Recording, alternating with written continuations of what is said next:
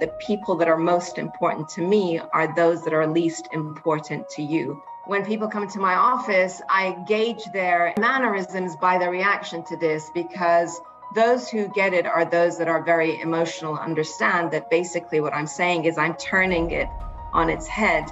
For me, my sales associates, my cleaners, these are the ones that I cherish, because they are the ones that are working hard to pay everyone's salary, really, in the businesses I've led. And so that's my priority, and that's the kind of culture and mindset that I lead. And that all links to the values and my faith, and how, and that respect for humanity and people. At the end of the day, that's who you're dealing with. You're not robots, you're not machines. You're dealing with people, whatever role and business you're in. And that is always up front and center. I know you are going to love our guest, who is the CEO of Lead Associates, a dynamic, transformational leader in fashion, brand, luxury, and retail business strategy within great global markets. And this conversation is as much for the men as it is for the ladies. So let us welcome Asil Attar. Thank you so much for coming, Asil. Thank you so much, Dr. Patian. Really pleasure to be here with you today. Thanks for that intro. I sound amazing. Well, that's because you are. When you get 18 players, you give 18 introductions. So tell us a little bit about your journey, but not from the business end, but from a woman who has, and for the listeners, check this out, because we spoke very briefly before the call, an incredibly interesting background. If you take a picture of half the world and you throw a dart at it, Asil she has a connection to it. So share with us your mosaic background, which as an American, I love, because we're from all over the world as well, right? Yeah. So give us a little bit of insight, because I'm sure it plays some role in your creativity and your genius.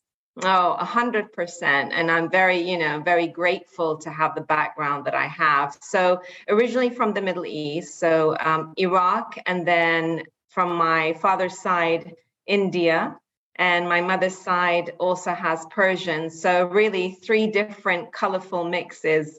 And I really mean colorful. Of course, Iraq is synonymous with Mesopotamia and, the heritage and the history that, that it's so renowned for. So do me a favor, because some people, because we don't teach history too well in school these days. Yeah. So share with people that piece of Mesopotamia, where it really was the crossroads of the world in a lot of ways, right? It was. I mean, it's, very much referenced as the cradle of civilization, right? So, so many firsts, and so the arts, education, math, sciences, engineering, everything really, came from that part of the world. And for sure, trade. I mean, absolutely, that was a key part. And I'm certain that is definitely in my DNA. So, the historical attributes that region has as a whole is quite fascinating. And of course, Mesopotamia extends to Syria. So that's also,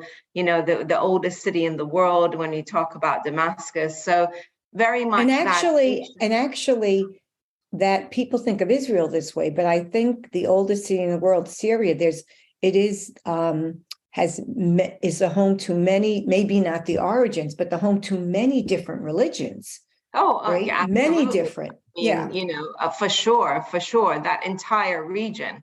So, historically, if you're thinking about it, absolutely, it's a melting pot. So that's one side of, of my upbringing. And then my parents left the Middle East in the early 50s, and my father got a scholarship to Lebanon for a year to study engineering at 17, and then when it was the Riviera of the Middle East. Exactly. Right. It was beautiful, and the south of France as well. So, but he was there for a year, and then he got a scholarship to USC. So my dad's a Trojan. Yeah, very much. So my parents went to California at the very young age of 17 and 18. They were And married already by then? yes, Wow. yeah. So Was so that they was that an landed in the arranged States. marriage? Was that an arranged No, it marriage? was No. absolute love at first sight, which was very unusual back then. Yes. It's You very know, so unusual today. it is. It is. I mean, my father went to sort of set everything up, and within a few weeks, my mom just got on a bus, on a train, and just followed him. She was around 16 at the time. So, Wow, rebels, incredible rebels. woman, incredible, Yeah. absolutely, and very much visionary as well. For dad. So they sort of set up home in the States, between and sort of lived in LA. So my brother and sister were born in LA. And then, dad moved because of his business to Washington and New York. So pretty much a lot of our life was also US based and still is. So my sister's still in Houston. So, US is a big part, but I was brought up in the UK. So that's my sort of, I came to Yes, yeah, England when I I hear was, the British it accent has, there. yeah, it sort of comes and Just a goes. little, yeah. Yeah. So, I was here when I was about a year and a half. And so UK is my home, London is my home. But in between that, we lived pretty much all over the world. I mean, my father was a pioneer for solar energy. So he was one of the three in the world in the 70s to even study it and had a PhD in it. And so because of his work, we traveled a lot. So very much a Was the multicultural PhD in background. engineer? What was the PhD in? Solar Engineering? energy. So it wasn't solar In energy. solar energy. Wow. Yes. Yeah, a remarkable man. So, yeah, so that's who I am. And so I was born in a family of creatives and engineers, so artists and architects and engineers. So very structured on one side and very left, right, and very creative on another side. So hang on one second. So that's me. That must have created some, I mean, to have that in one person is incredible, but that must have created some friction in the household. It was all very passionate and dynamic and lots of conversation. And yeah, you've got structure and you have creativity and they're all in one place. So it made for a very exciting, dynamic household, I guess. Yeah. Okay. Oh, I love the wordsmithing. Passionate. Yeah. That can mean anything. But yes, great. That was a great gift. So, but for the most part, though, you've been born and raised in London. Yes, and yeah. Okay, exactly. So which is very different than the States. Even though we both speak English, everybody thinks, many people think it's similar. Very different. Yeah. No, so, all right.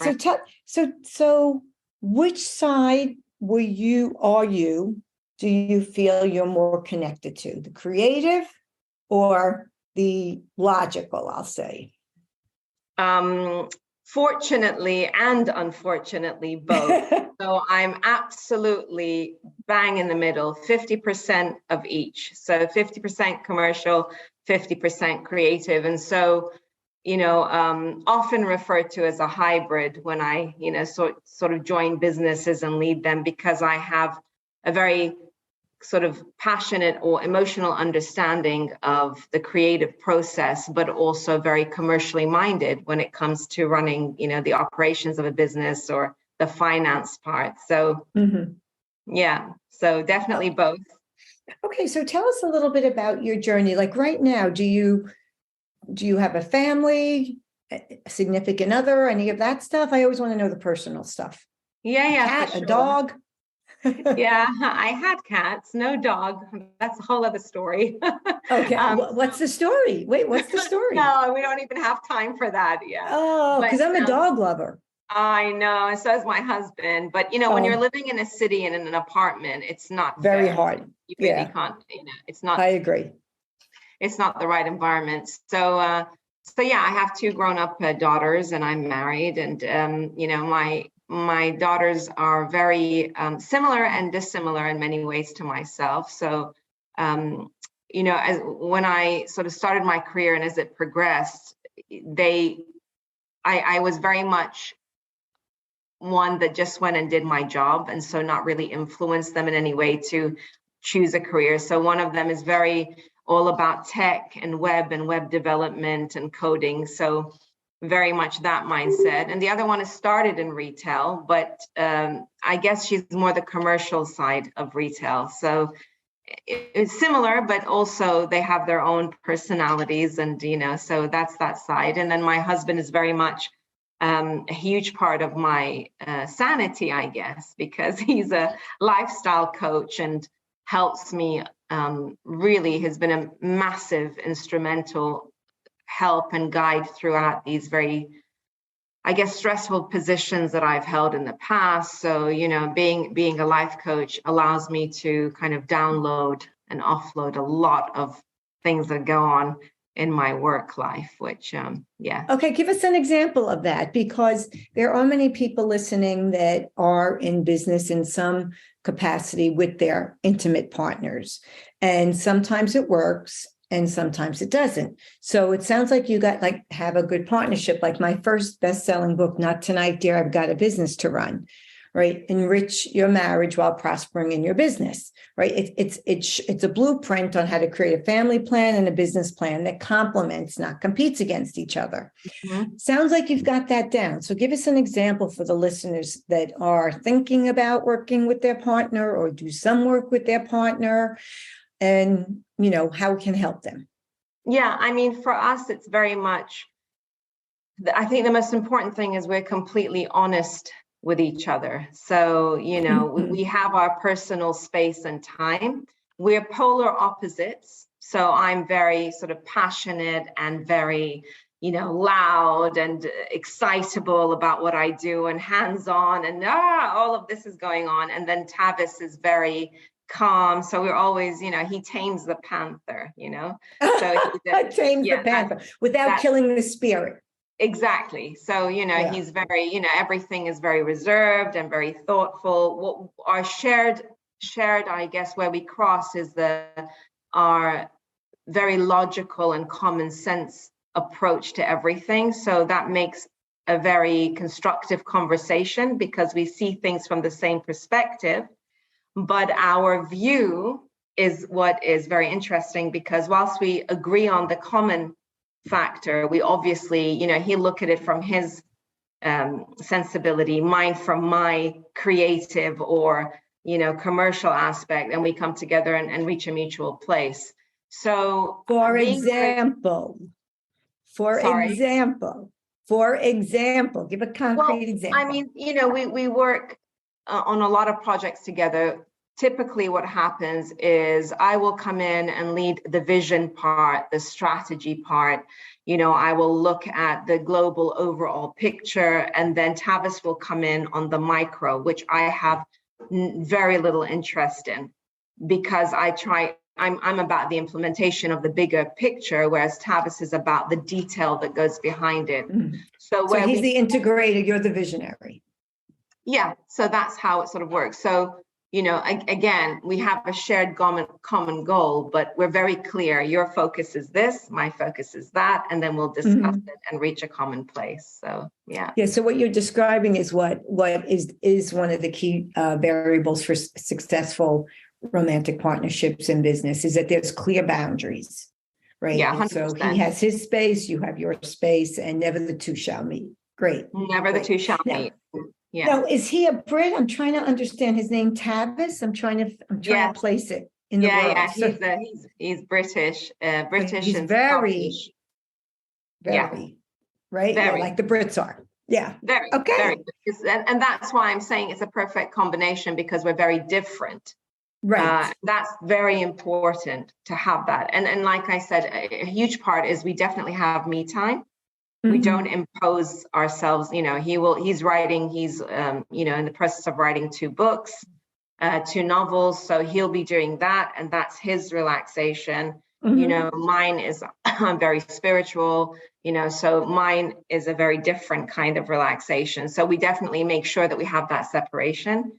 It's very important because we are with each other all the time, Right. Okay. So talk a little bit about your spirituality, because it seems as if society, or at least in the States, but in general, I think we go from being spiritual to not being spiritual. It's cool to be spiritual. Oh, wait, is that religion? Wait, what are we calling this? So talk a little bit to give people a clue into your soul. For what the sure. spirituality is for you. Yeah, of course. I mean, for me, I'm Muslim, Okay. and so Now, for is me, this, you have a blue so I'm covering on your head. Is this your hijab? Yes, it's my It hijab. is. Exactly. Okay. I wasn't sure, but okay. So for the people that aren't watching and just listening, she does have a, yeah. Okay, Yes, go ahead. This is my hijab, So or you practice. my crown as well. So yes, of course I practice, and the fundamental part of it is having that space to sort of contemplate, to understand, humanity, to understand. I was born in a household where that was very up front and center in terms of the, humility and respect to others. And, my father, and mother were very, very much charitable, and, religion and Islam was never imposed. It was a part of our life, and it was portrayed to us through that giving, that affection, that empathy to others, that helping others through hardship. My father supported so many individuals for education, so many households. Some we knew, some we never knew until he passed. So growing up in that environment, it was very grounding, and they were the example. And so, Islam is very much a part of so praying 5 times a day, having that opportunity to sit. You do that. You do that. Yes. Is that hard to do, like to stop and pray? I mean, maybe I'm sounding so ignorant, but I'm fascinated by people that are very devout in any religion, like 5 times a day. That's like a lot. No? Well, it's 3 minutes, 5 minutes, right? So if you can't spare 5 minutes, then and it's that time where you take that time out. It's 5 minutes for you to have that personal space for that calm. And and you can choose to extend it to 10 and 20, which I do in the evenings. I'll do an hour. I will read the Quran. I will use that time to almost meditate. So this is my way of being grounded as well, right? Because it's very important to have that grounding and to re-emphasize that humility in someone, right? Especially, I think today there's so many external factors that add on to that stress and that pressure. So from a well-being, certainly, and a mental health, it's so important to take that time, because everything is a stress and it comes at you, especially in the roles and businesses that I've been in. It's a continuous stress. So to have that release is, very important. Yeah. So do you not drink alcohol? You must not drink not alcohol drink if you're alcohol. practicing. How about caffeine? Of course, yeah, I'll have my coffee, Okay. But I mean, I just really have milk with a little bit of coffee, but that's just because I like a really, really milky latte. But yeah, but no alcohol. And, that's great to just be alert and, for many other factors. Yeah. Yeah. I mean, I've been in Dubai and Saudi Arabia, both very different countries, but well, Dubai, you could find the alcohol, but for the most part, it's not on the menu, and it's fine, It's what you get used to, right? Now, are your girls practicing Muslims? Yes, they do. And it's not, they don't necessarily pray 5 times a day, but they will fast the whole month of Ramadan. So, it's not, like I said, like very much the household I was raised in. It's not. They follow the example, it's very much in their heart. So yes, they do practice, they do fast. They're very, grounded and have tremendous amount of humility and compassion as well. And that's a big part of the religion. And any, it's having that empathy. And I think that connectivity and that emotion that you should have towards others is something that we're very much lacking. Oh my gosh, that's an that's an understatement. And I might get in trouble here, but if you look at most major religions and any kind of spirituality, it really is about being connected to yourself and to others in service of others. The way it's operationalized is just different, but it's amazing that everybody's at war, and it's incredible. Really different. It's been hijacked. I think religion has been hijacked. Let me put it that way. Yes. Okay, so it really influences who you are and how you live your life. How does that play out in your business as a female business owner, right? How does that play out for you? It's everything, because I base, and not just my own business, in any business that I've led, as a senior executive, as a CEO, that is instrumental to my decision making, to the values that I bring into any organization.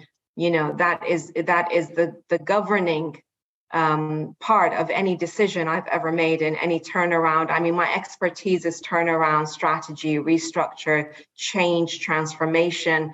All of the words I've mentioned means very challenging environments. Sure. Right. So when I go into these very stressful roles, which I know are going to be incredibly challenging because you're bringing change. Nobody likes change. Nobody wants it. They say they do, but they don't. They don't. Exactly. So that is what keeps me sane. And, especially in the difficult times when you're making people choices, people decisions, so for me, does it resonate with my values? Does it resonate with my ethics? How would I feel on the receiving end of a conversation? How would I feel? So I'm continuously putting myself in these positions and making sure that I'm, my EQ is at its highest, right? And how I'm very mindful of, whether I'm talking to a chairman or whether I'm talking to a stock controller or whether I'm talking to our, cleaners or whoever. Everyone gets the same amount of attention, the same amount of respect. In my, in every office I've ever had, I have my board, which says, the people that are most important to me are those that are least important to you. And when people come to my office, I gauge their mannerisms by their reaction to this, because those who get it are those that are very emotional, understand that basically what I'm saying is I'm turning it on its head. For me, my sales associates, my cleaners, the people that are doing the work. The invisible people, we call them. The invisible people, the doorman, the cleaners, the cleaning lady. Do you know their name? The gym, you go there. Right. All of that. These are the ones that I cherish, and those are the ones that I put, because they are the ones that are working hard to pay everyone's salary, really, in the businesses I've led. And so that's my priority, and that's the kind of culture and mindset that I lead. And that all links to the values and my faith and how, and that respect for humanity and people. At the end of the day, that's who you're dealing with. You're not robots, you're not machines. You're dealing with people, whatever role and business you're in. And that is always up front and center for me. So I have a question for you. I mean, I do have one as being we'll say a woman from the Middle East, although you're really quite global, and in these empowering positions and the difficulty that brings. And it is a different world. I work with plenty of women. It is a different world. We say the right things now, but it's not played out. But I want to get your thought on what you said about, your EQ, your emotional intelligence, which so much of my work is. Today, you have all these, while this is being recorded, but this will be going on when this is aired, all these massive layoffs going on in the tech industry. And the way, for the most part, people are being let go it's the EQ of a gnat. Like it is so insensitive. And, what you hear is, well, these industries haven't had layoffs before. They don't know how to do it. So what? Figure it out. What do you need to know to have empathy, to have compassion, to be on the receiving end of bad news, right? So, I think lots of times that for the younger generation, not to sound like grandmother time here, but, we get upset, like you teach children manners, right? A thank you note when you get a gift, right? have a sense of loyalty to a company. Well, you interview and they string you along, interview it, and then they never tell you didn't get the job. Nothing. Yes. And then you wonder why they ghost you, right? So there's that. And then you say, be loyal. We're a family, which we absolutely are not in work. That's the most ridiculous concept. We're a team, but we're not a family. And then, well, as soon as the numbers go down, you're fired. That's not a family. And then you also hear all these CEOs saying, well, I made this mistake. They still have their jobs. Like it's so out of proportion. And don't get me wrong, I am an absolute capitalist. I am the epitome of an American woman who is a capitalist. I absolutely am. Having said that, I think the amount of money these CEOs are making is outrageous. Now, if you started the company, that's different. If you're Mark Zuckerberg or Elon Musk or Jeff Bezos, whether you like these guys or not, you took all the risk. You can do whatever you want. But for some reason, he's my pet peeve. But you're Jamie Dimon. You didn't start JP Morgan, right? Or David Solomon, the CEO of Goldman. He just said to his partners, I should have let people go a while ago. First of all, why are you saying that publicly? And you still have your job? The disconnect from leadership today for the average, and I don't mean average in a disparaging way, but the person that's working hard, it absolutely blows my mind. And I live in the real world, don't get me wrong. But how do you feel about the way somebody wakes up and they're on their way to work and they get a text or an email, they're fired and they can't even log in? How do you manage that? Because if you're change in a company, you're also letting people off as well. For sure. What's the disconnect here, and what's the message that we're giving people, and what does that say about our corporate our cultures? Yeah, well, clearly what you described. Not to put you on the spot. No. I mean, it's a fair ask, and I think there's two responses to that. And obviously, I can't, comment on any of these individuals or organizations. But and by the way, I don't know any of them personally, right? So I'm not my personal perspective, is I would imagine that, well, first of all, that's shocking. And in any process like that, I would imagine you should have a human resources department that is managing this transformation or decision in a human capacity, in a human way. So human resources is the biggest joke. So, but that's the thing. So I think that's, for me, is where I would also, yes, it comes top down 100%. And that's always the case, right? Sure. Because if top down don't have that empathy or respect or whatever it is, then it's not going to resonate with any of the rest of the business, frankly. So, right. Unless you have a incredibly strong human resources is going to come against that kind of mindset and play to that other role that we've been talking. So, it's terrible that this is managed this way, and it's unacceptable, of course, where you do see these CEOs, taking their bonuses and their big fat salaries and not taking the pay cuts that they should have probably taken in order to help the business as well as their senior leadership team. So it should start up top before you go right down to the core, right? Right. And obviously needs to be questioned as to why those decisions were made and allowed in the first place to put that company.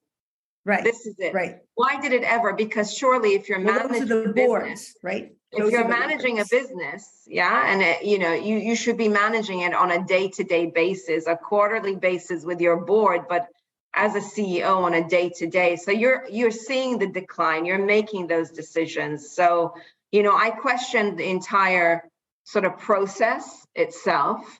And so from my perspective, like I said, it's never easy, because at the end of the day, yes, when you're doing transformation, when you come into an existing company that is going through a tremendous amount of stress and you have to make those very difficult decisions, from my personal perspective, I would go into a company and the remit would be, it's in distress. downsize it immediately. And the easiest thing to do is pick a number and just say, take it down by 50%, and I'm not going to emotionally get involved with anybody. That's it. I need to make cuts, and that's the number I've given. I've never done that in my entire career. Never. Mm-hmm. I've always actually, and to my mental and physical detriment, always spent, the first 3 months meeting every individual. Contrary to what you would probably think, is I'd rather meet lesser because I'm going to make a very drastic decision at some point. But most of the decisions are made don't acknowledge accountability, productivity.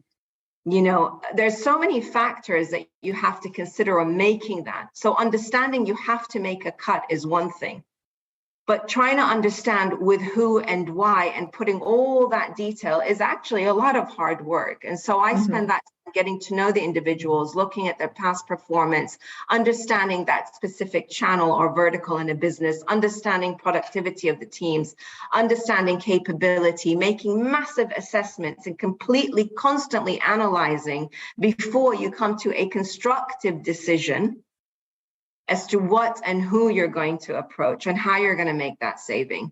So I'm very mindful. And then, so that's the process that takes a toll, because obviously I'm becoming emotionally involved in every individual because I personally spend time interviewing them, getting to know them, doing workshops, understanding them.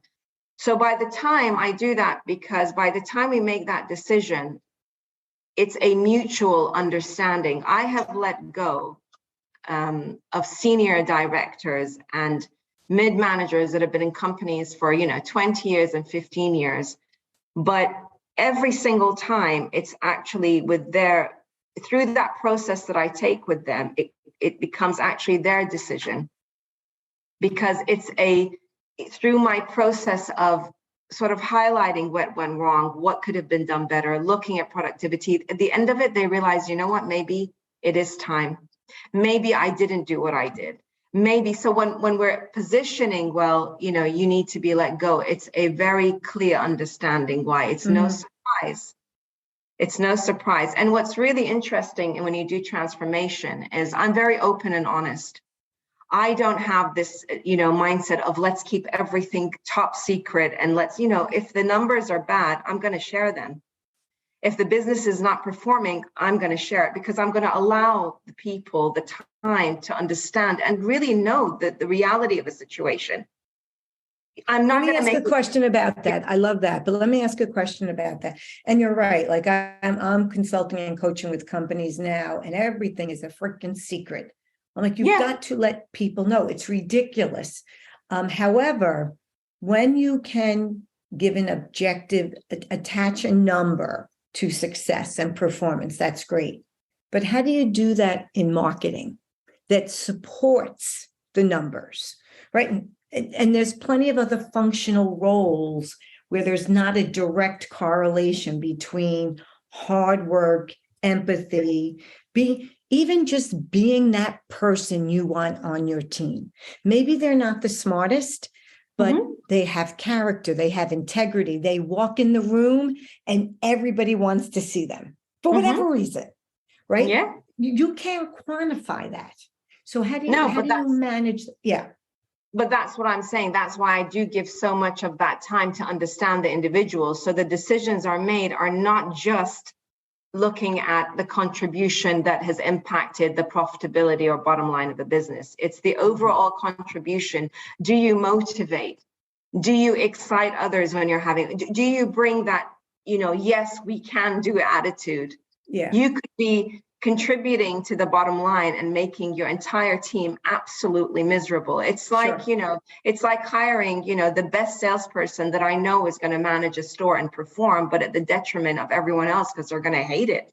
That happens in sales all the time, right? The person that makes the most sales becomes the supervisor, the leader, and they might suck at that. They're great at sales, but then people we can't afford to let them go. But that's because you can't quantify their toxicity. Of course you can't afford it. Of course you can. And so that's precisely the way, how I approach it. It's not just and that's what I say to my, hiring team. Don't bring me the top salesperson from whatever brand.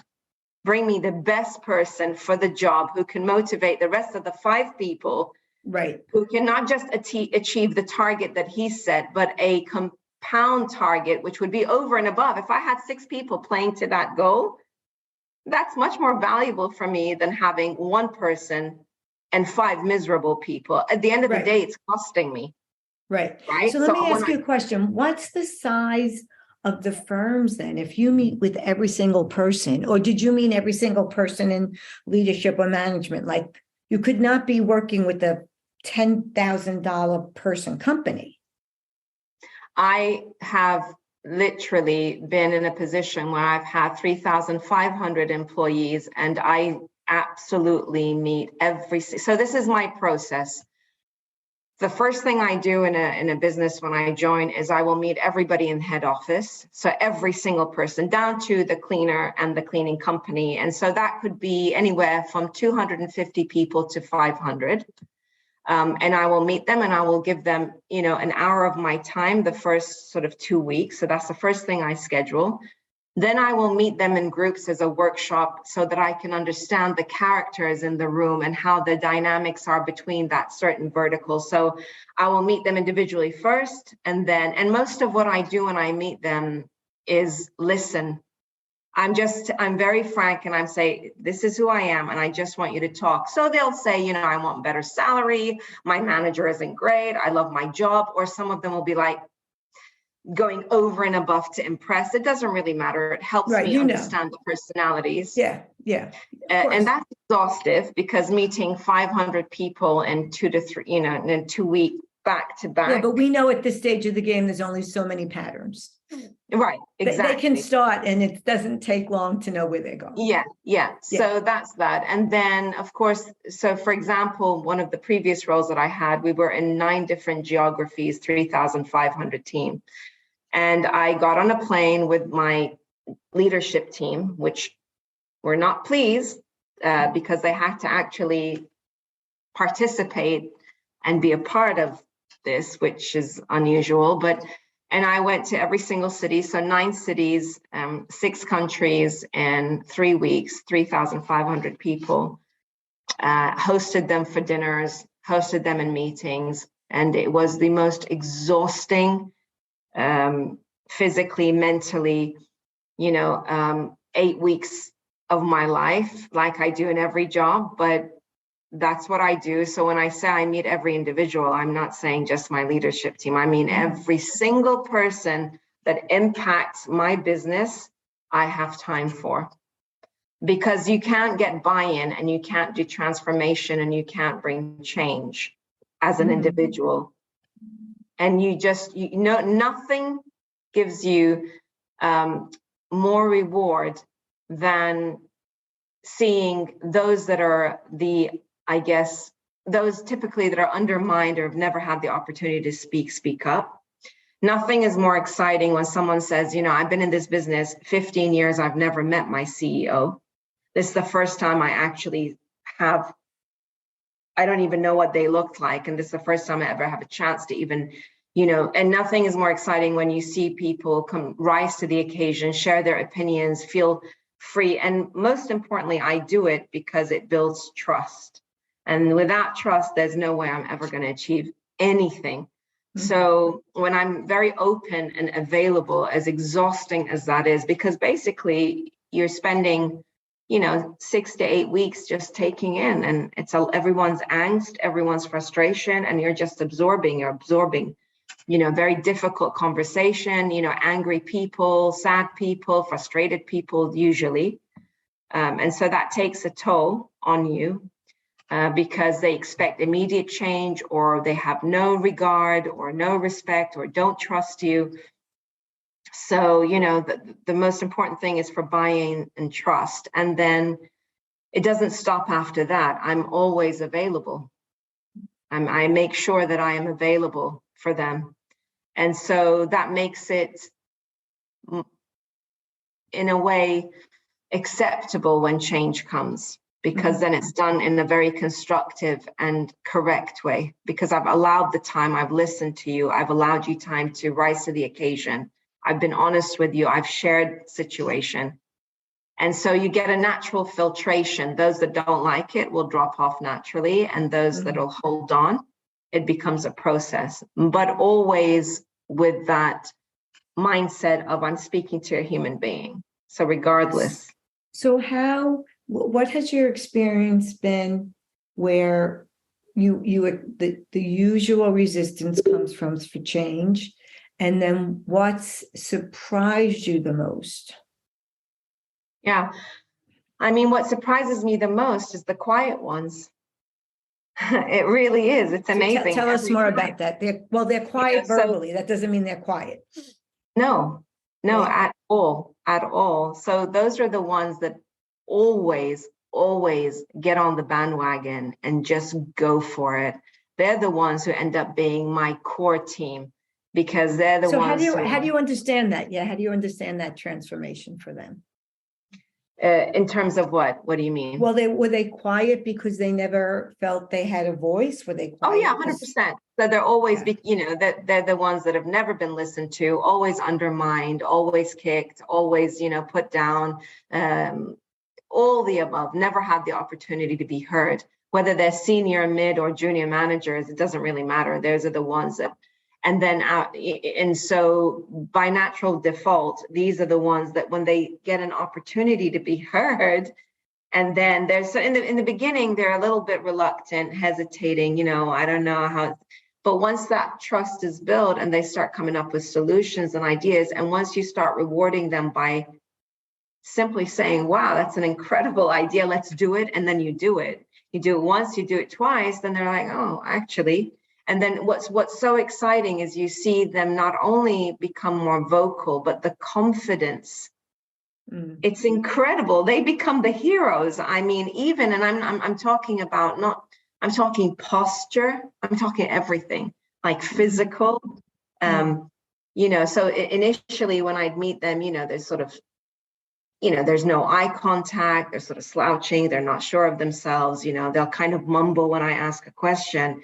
And then through that transformation, they sort of stand straight, they look great, they start, they're grooming, they suddenly become stylish, they suddenly have this character, and it's like, it's incredible.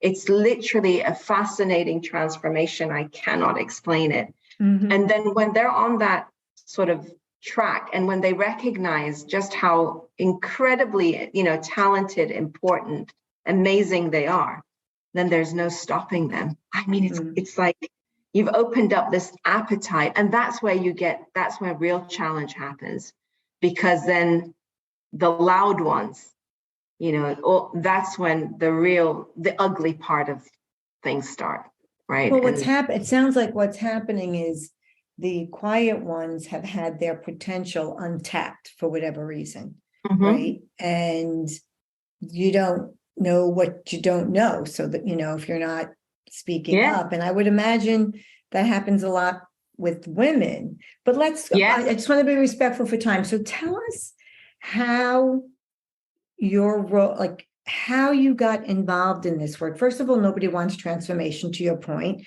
They sure as hell don't want a woman doing them. They sure as hell don't want a Muslim woman doing it with the hijab on. So right, let's be honest. So how did the career transformation happen for you?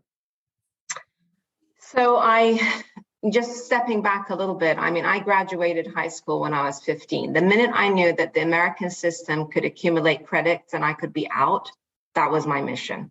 It's like, I want to be done with high school. All of my, friends were 5 years older than me. I was a lot more mature. So that was, round one, highly ambitious. Then I got to university and I'm like, oh, at American University, I could do the same thing. I want to graduate my bachelor's in a couple of years. So I graduated university at 18. And then in the States or in London? In London, but in American University. Yeah. Okay. And so that kind of gives you an idea about the ambitious individual, and that I take from both my parents were highly ambitious, So then I wanted to sort of understand, first of all, I wanted to open my own business at 18. And try to figure, because I just thought I was really cool and I could. But then, life circumstance and many different things that we probably don't have time to talk about led me into retail. And I wanted to, in my mind, though, I wanted to learn the best and understand the full A to Z of running a business, running a brand, retail, fashion, and where better for me at the time in London than Harrods, of course. Harrods is the ultimate luxury, the one destination, the experience, the everything back in the day, especially. And so that's where it started. I joined Harrods as a salesperson on the shop floor. And of course, everything I do has to be, the best, not because I'm competitive, but just because I love it. No, not at all. No, I mean, no, but because, if I love it, then I'm going to be the best at it. And it's just, and that's a very important message. You've got to love what you do, because that's where real success happens. Mm-hmm. And so, I love my sales job was, I want to be the best. And then I was awarded best this and that. And then, I got curious into buying, and then I, moved into buying because I wanted to understand the merchant side of it. And then very much my career has been quite intentional, I guess, because I wanted to learn the A to Z of a business. So I had the opportunity of, understanding it from sales and from the merchandising, manufacturing, and sort of then got into startups and, anyway, career progression. But for me, during that, I worked incredibly hard and had so much challenge every single job, whether I was a salesperson, or whether I was a CEO. Not any job was an easy ride for me. Every single one of them was very, very difficult for a number of reasons. And obviously, as you become more senior, it becomes even more difficult. Give the main reason. The main reason. Okay, go ahead. Yeah. So, of course, you're going for senior roles. You're progressing in your career, and when you're blessed with logic and common sense, it's very annoying, right? It doesn't make it easy. It doesn't make it easy. And often when you have that and your boss that you're reporting to doesn't, it makes it even more complicated, right? But I mean, so the career, you get letdowns, you like you said earlier, I go for so many jobs, but in a nutshell, how I reached the career that I have is by hard work and not really ever giving up, right? I wasn't about to let anyone make me feel, I'm telling you, I've been in positions where, wow, I mean, they broke me. That boardroom destroyed me, and that team, whether it was, the senior or whether it's my reporting team, it'll come at you from every direction. But if you are knowledgeable, and I think that's how I won many of the roles that I had, nothing competes with knowledge and smarts. Mm-hmm. So whether you're male or female, if you are confident and full of knowledge, and there's no debate, I'm very factual in any argument. If it's fact-based, then I'm going to argue. Mm-hmm. If it's opinion, then I'm not. Right. So, if you come to an interview and that you know exactly what you're talking about, your experience outshines, you're the best at what you can be. I'm excellent at what I do. Excellent. So, and I know that because I've evidenced it. It's not because I think it, it's because my track record speaks to it. Mm-hmm. And so that is how I've been able to really, conquer the roles that I have. When I go to an interview, there'll be 15 men and 1 woman, and that'll be me. And I get the job because it's just the best candidate for that job. Mm-hmm. So, but definitely being a woman is very difficult. And I guess it's not until the later part of my career I felt just how difficult it is. Right. Especially the more senior you are, the more you become, part and parcel of a board and the bigger picture and the boys club. That becomes really tough. But on the other side, I've never compromised being a woman. I've never attempted to act like a man to win a role or sit at the board. When I walk into a board meeting, I expect all the men to get up. I expect all the men to open the door for me, pull back my seat for me, treat me like a lady. So I've never, and that's something that I'm very, mindful of when I sort of talk to women or empower women or coach women. You should never compromise on who you are. Never.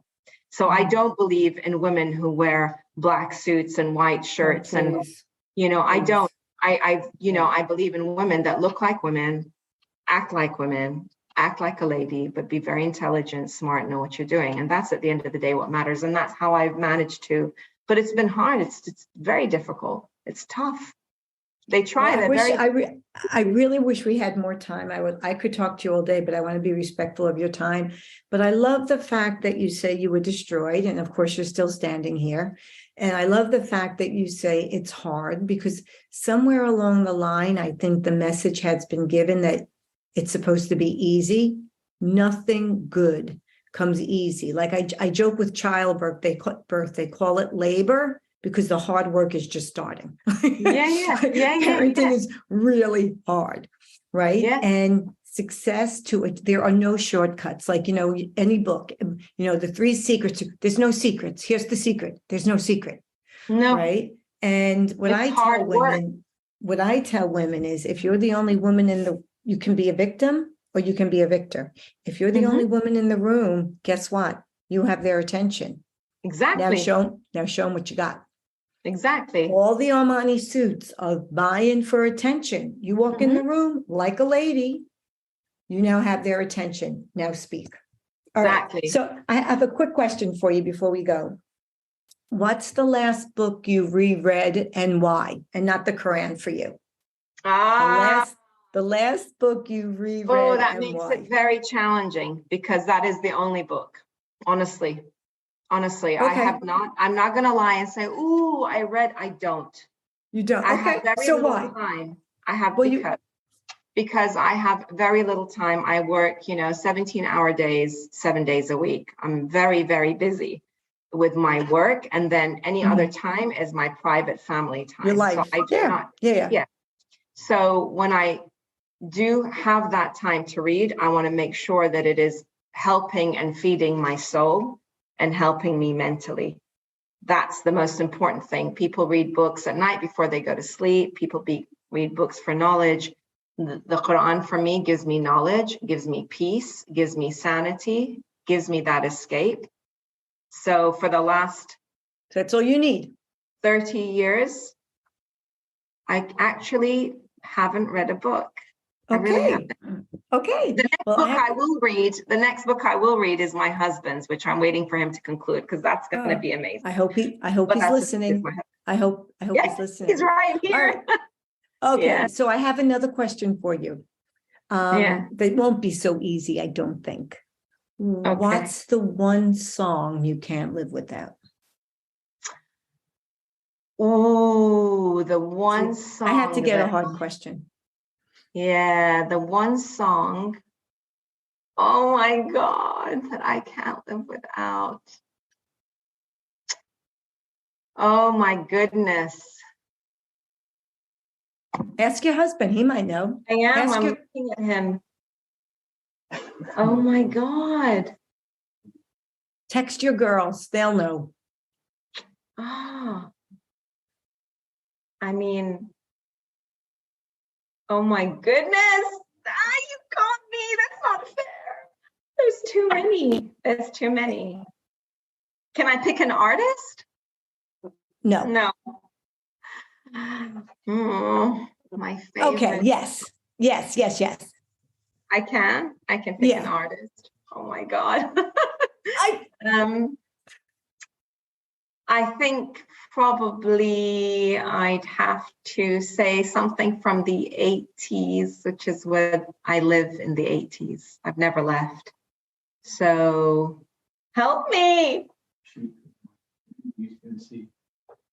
Oh my gosh. Come on. Time is ticking. We have a couple of minutes. Kool and the Gang. It's got to be an uplifting song, right? That's the only song that comes to mind, and the only band. There's so many. I mean, I love Sting, George Michael, anything from the. I tell you what it is, though. My favorite band, I think, of all time is Simply Red. Has just come to me. Okay. I love. It's Mick Hucknall, is it? I absolutely love him. And I said to my husband a little while ago, if there's anyone I'd love to see, because I don't really go out much. So I'd love to see him live because he's incredible. Okay. And Tavis is saying he's going on tour soon. So yeah, Simply Red. Yeah, we got to get you a little bit more well-rounded, but get out a little bit more. Get out a little bit more. But having said that, please tell the listeners how they can find out more about you, how they can learn about you if they want to work with you. Share the information. For sure. I mean, my website is the best place. So it's asilattar.com. I'm total introvert. Spell it. A for Apple, S for sugar, I-L. A for Apple, double T for Tommy, A for Apple, R for Robert.com. Okay. So .com. That's my website. I'm total introvert, believe it or not. So I don't have social media. My only social media is my LinkedIn profile. So that's the only social media I have. And then that's pretty much it. Yeah. My website and my LinkedIn. Yeah. Okay. All right. Sure. Well, thank you so much. This was so much fun. I'm learning. I mean, I wish I could be writing notes. I have so much to learn from. I know our listeners. I loved it. Thank you so much.